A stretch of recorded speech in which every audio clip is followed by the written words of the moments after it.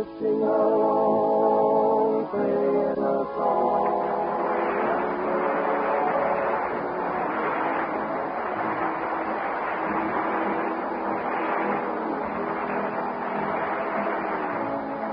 From Hollywood comes your all-star Western theater, starring America's great Western singers, Foy Willing and the Riders of the Purple Sage, and a story of the West written especially for them entitled Way Down Yonder in the Indian Nation.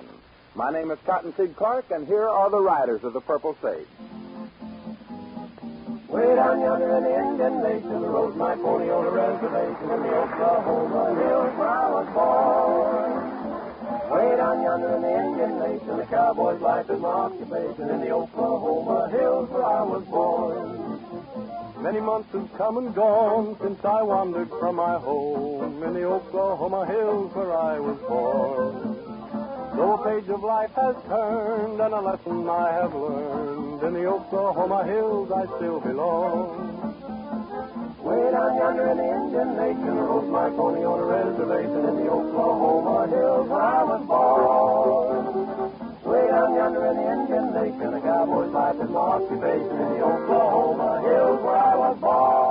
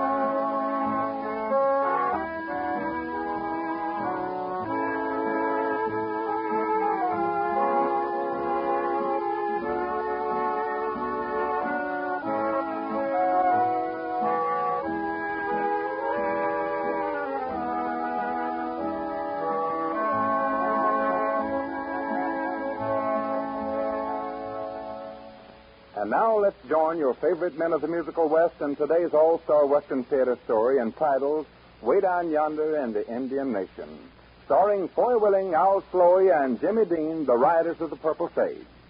Featured with our singing stars in this epic of Oklahoma is Miss Helen Gerald as Nathany, the Indian maid, Eddie Fields as Chief Running Water, Harry Lang as Cecil B. DeSempton, and radio's young up-and-coming comedian and banjoist extraordinary, Ken Card.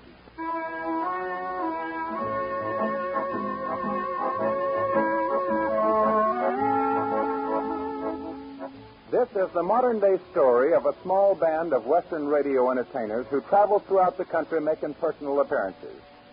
Our story opens in the local auditorium of Broken Elbow, Oklahoma, where the boys are concluding their evening performance before a large crowd of admirers.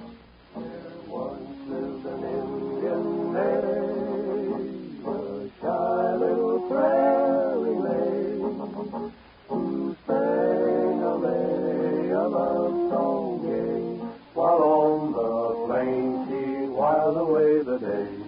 She loved a warrior bold, this shy little maid of old, but brave one day he rode away to battle far away.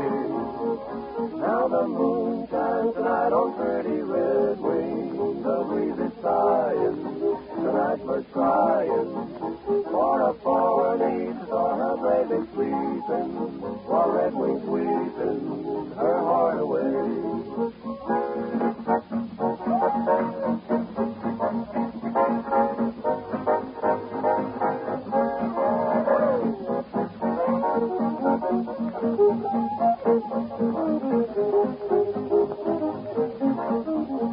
Now the moon shines tonight on pretty red wing, the breeze is sighing, the nightbird's crying, for a forward east saw her baby sleeping, while red wings weeping her heart away.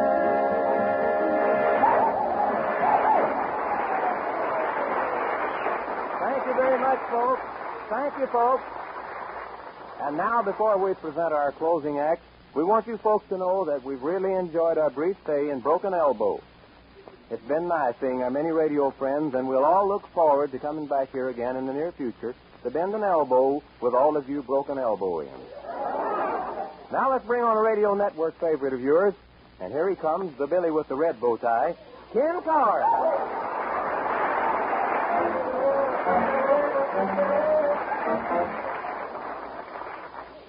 Well, thank you, Foy, and hi, your friend. Ken, I understand that you just got back from a vacation. That's right. Well, did you go alone? No, I took my wife and mother-in-law. Your mother-in-law? Yeah, I had to take her with her motorcycle. You know, we had quite a lot of trouble getting out of Broken Elbow. We came up to one of these stop signals. My motor stopped. Light went red, green, yellow, red, and green. Pretty soon an officer came over. Said, "What's the matter?" I said, "Well, I haven't seen any colors I like yet."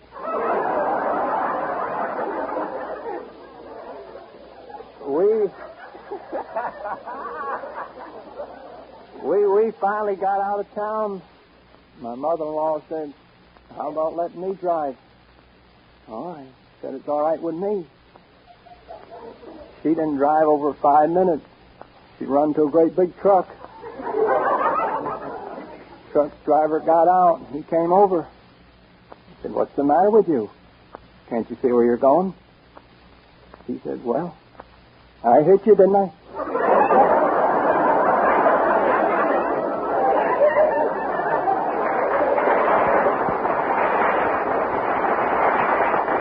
You know, it made him kind of mad. He got into a little argument with my mother-in-law. Pretty soon he said something to her she didn't like. She jumped off that motorcycle, throwed a hard right at him. Then we helped her back in the sidecar. My wife looked at me. She said, "I think we better take Mom to a hospital. She's fainted." I got on the motorcycle, going down the road about 40 miles an hour. I looked over into the sidecar, see how she was getting along. There she was, her eyes wide open, her face red as a beet. I said, "Ma, the way you're perspiring, anybody think you were running?" She says, "I am. The bottom valve this thing 10 minutes ago."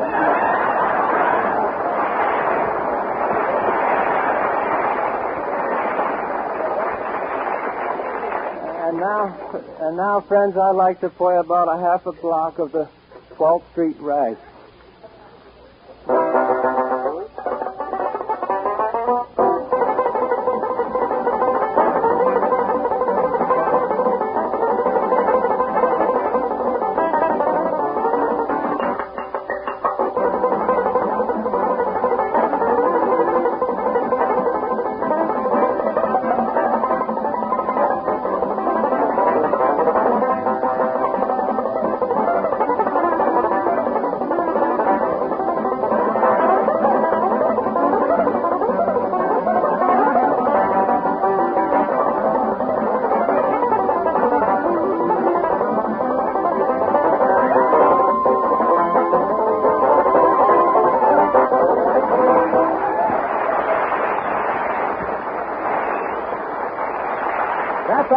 That's all, folks. Good night to you. Good night.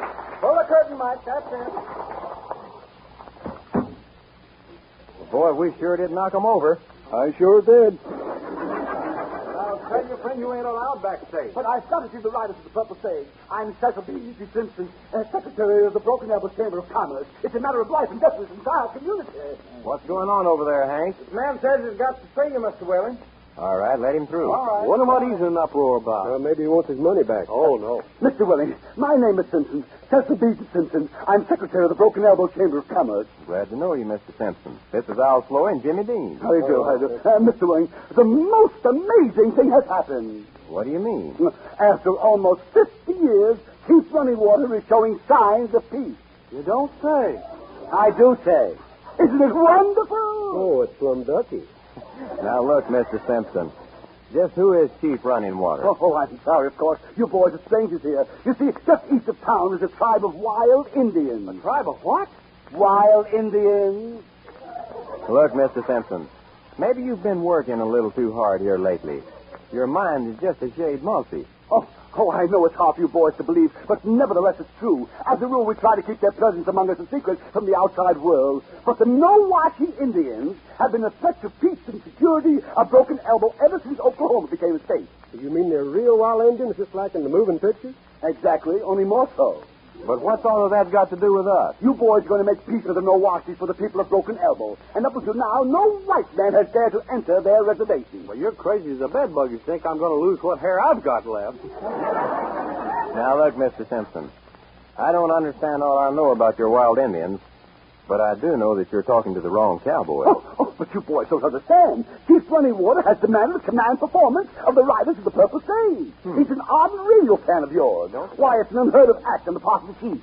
Well, for my money, we're going to continue to be an unheard of act as far as the chief's concerned. But boys! Sorry, but we don't want any part of any wild Indians. Yeah, I'll chase Indians in Western pictures, but when it comes to the real McCoy, you can count me O-U-T, ow. And by that decision, you are endangering the lives of every man, woman, and child in Broken Elbow. Well, how's that? Well, this particular tribe of Indians have never accepted civilization, and they stay mad at the white man constantly. Why, it's been going on for almost 15 years. You boys refuse to keep, and it may put them on the warpath. Well, it kind of looks like you have us on the spot. Well, I'd rather be on the spot than in the fire.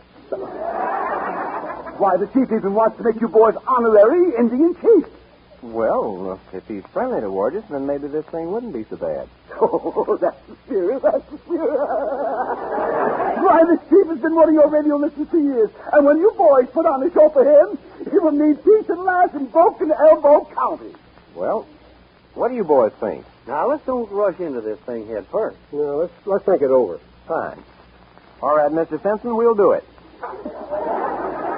When do we visit the chief? I'll make arrangements for tomorrow afternoon, and you can put on your show tomorrow night. Good. We'll see you then. Oh, thank you, boys. Thank you. Now, that's all right, pal, but give me back my hand, will you? Goodbye, boys. Broken Elbow is saved. Saved. Do you hear me? Saved.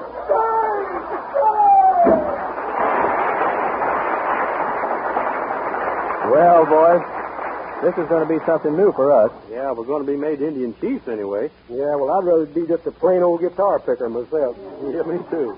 Say, Ken, you haven't had much to say. What do you think of it? Whoopee. Hey, I feel the same way, Ken. You know, I had an ancestor once who was the principal character at a big public function given by the Indians. Right in the middle of the ceremony, the platform fell down.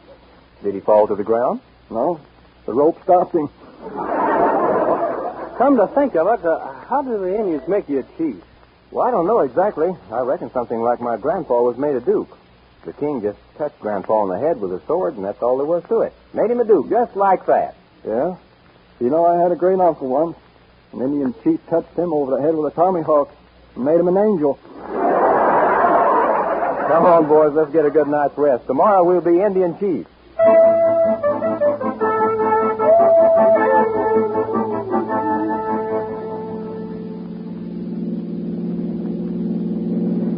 Well, boys, here we are at the No-Watchie Indian Reservation. That's the gate that leads into their property right there. Yeah, look at that big sign. No-Watchie Indian Reservation. Second-hand toupees for any occasion. Sold cheap. Oh. Hey, I hope we don't catch them short on supplies, because I ain't hanking from try to make a deal with me. Say, there's an Indian at the gate with a tomahawk.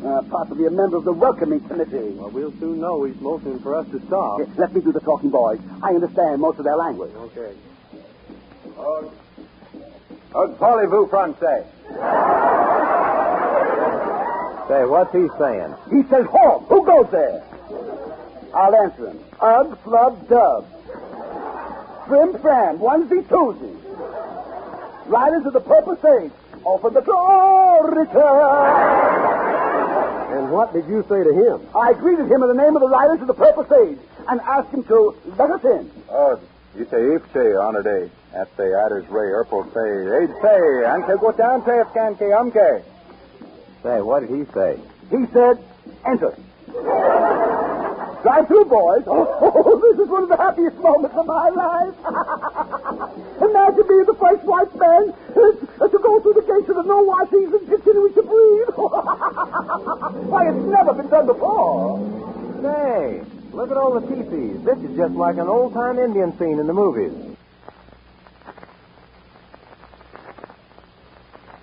Yeah, look at all them Indians. They're loaded down with war paint. I don't know whether I like this or not. Oh, I'm sure we're safe, boys. Just drive over there to that tent with the skull and crossbones on it. That's the chief's palace, according to directions.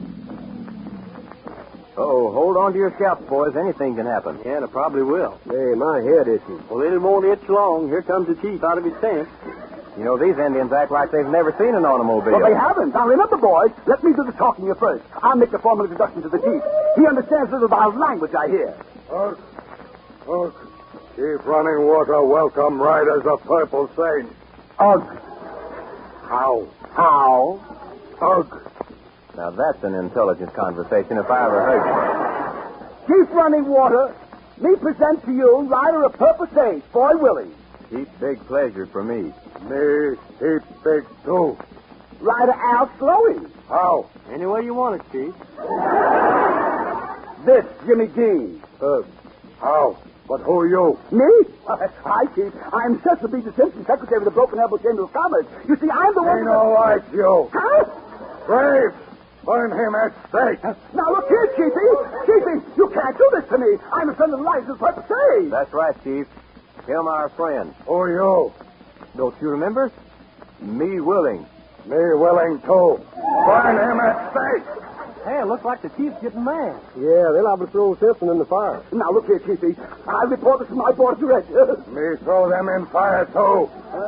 Oh, boy, say, he's getting riled. We better try to do something about this. Yes, do something. Hit us the pitch there, Jack. Cowboys and Indians, yip, yip, yip your way. Chopping, shooting, yelping, yippee-yay. Paddles flying through the air, bullets buzzing here and there. Folks are hiding everywhere from cowboys and Indians. Big Chief Running Water's running wild. Sitting Bull ain't fitting, he's riled. Curly Joe ain't curly anymore. They hung his scalp up on the wigwam door. Double log. Cowboys and Indians, yip, yip, yip your way. Chopping, shooting, yelping, yippee-yay. Arrows flying through the air, bullets buzzing here and there. Folks are hiding everywhere from cowboys and Indians.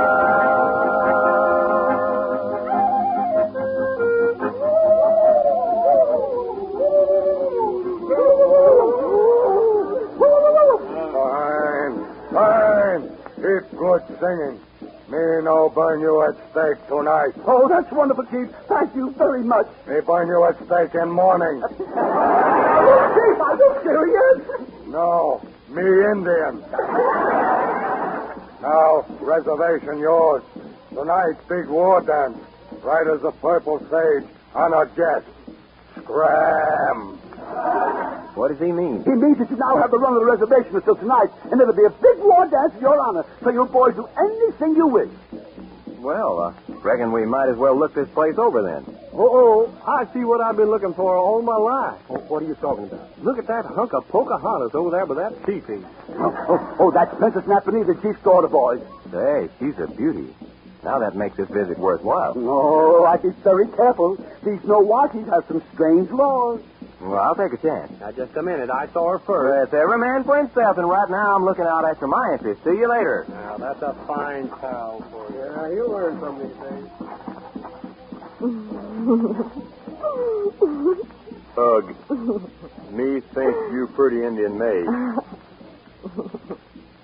Now look, honey child. Me, you, war dance. Tonight, savvy? If you were trying to say you'd like to take me to the war dance, then I would be very pleased. Well, what do you know? You speak American. Oh, yes. I'm a graduate of Oklahoma University. You could have fooled me. I was hoping you wouldn't be so smart. That's what I thought you were hoping. Then I'd better take time to figure out a different approach and call for you later in the evening. I'll be down to get you in a taxi, honey.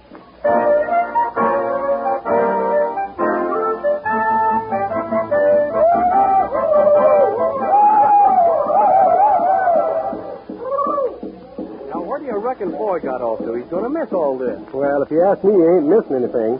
Look over there at the edge of them trees. Why, that double-crosser. He told me that Indian gal was married up to one of the Braves and that we shouldn't have anything to do with her. We'd get her scalp slit, said he. Well, that was more than likely his way of keeping us away from her. I'll get it back on him one of these days. Look at him. I wonder what... The sweetest little caboose, papoose, that is, that I ever saw, Napanee. You're nice to say that. But you're nothing. What do you mean, honey child? I am to be married to the brave of my father's choice. Oh, here he comes now, brave Yellow Dog. Oh, he would have to show up at a time like this. Oh, hello, Yellow Dog. You must meet Mr. Willing. He's one of the boys that came here at my father's invitation. How are you, brave Yellow Dog? Yes, senor, pretty good. How are you? Hey, Jack, you're on the wrong reservation.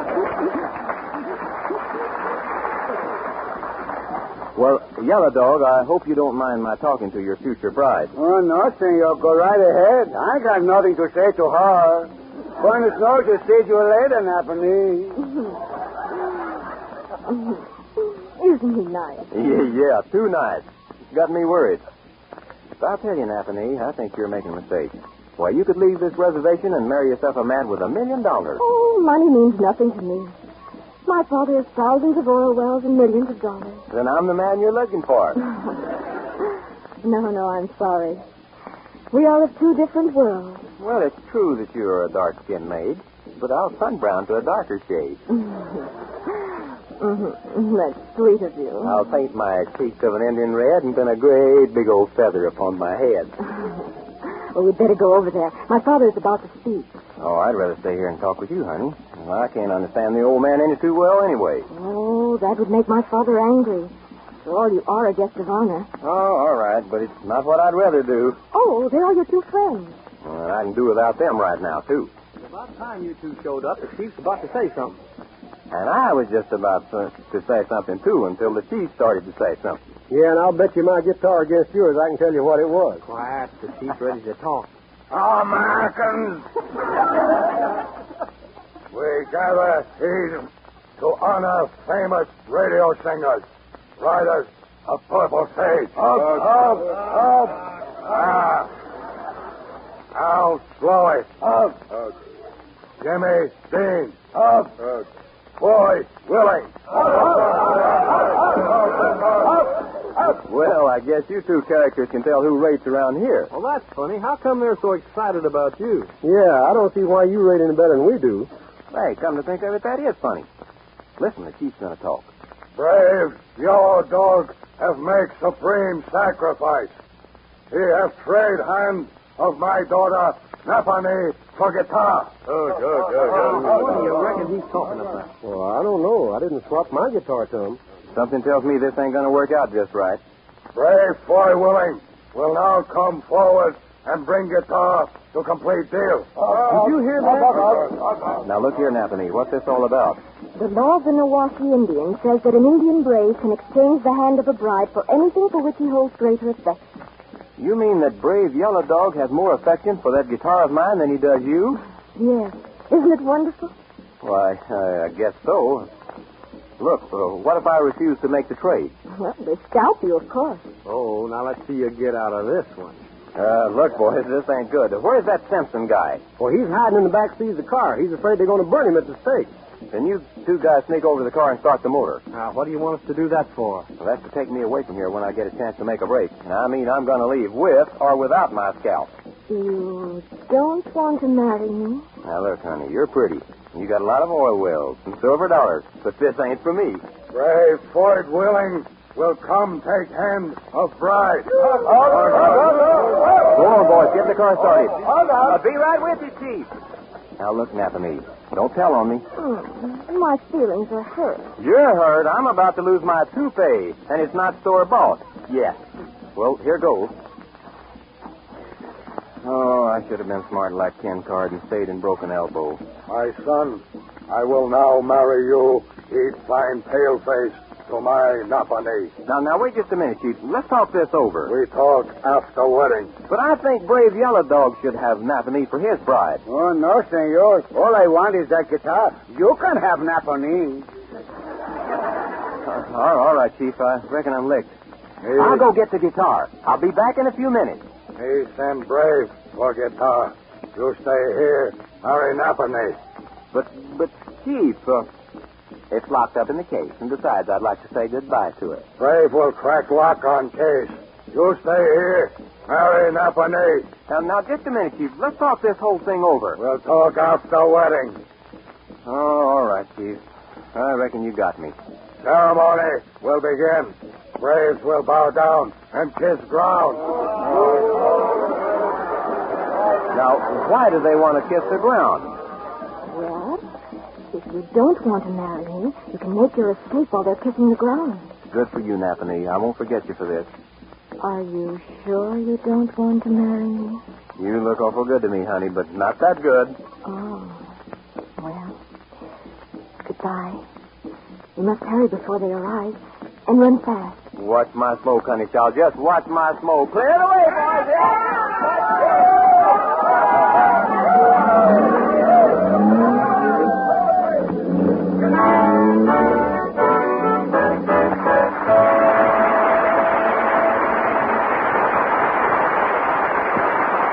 Well, the Riders of the Purple Sage got away, but they'll return with another song of the West in a few moments.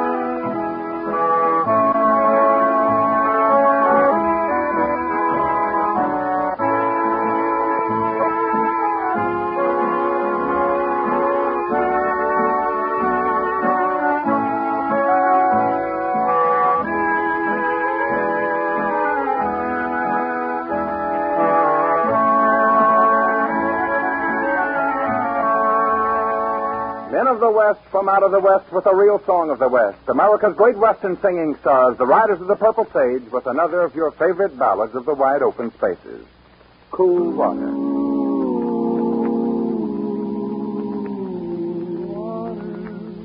All day I faced a barren way without the taste of water.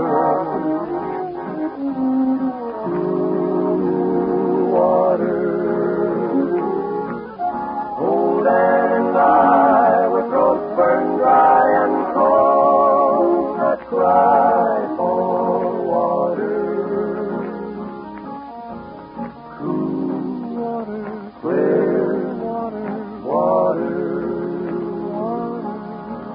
Keep a moving, then don't you listen to him then. He's the devil, not a man, and he spreads the burning sand with water.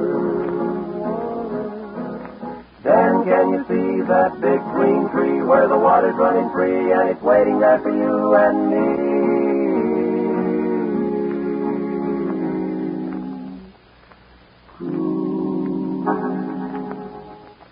Clear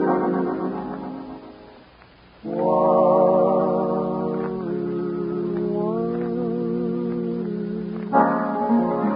It's been mighty nice being with you folks again this week, and we'll all look forward to next week's meeting. Until then, this is Foy Willing speaking for Al Sloey, Jimmy Dean, and all of the Riders of the Purple Sage saying so long and good luck to you all. From Hollywood, you've heard your all-star Western Theater, a V.M. Bear production starring America's great Western singers, Foy Willing and the Riders of the Purple Sage. My name is Cotton Steve Clark, inviting you to be with us again next week for your all-star Western Theater.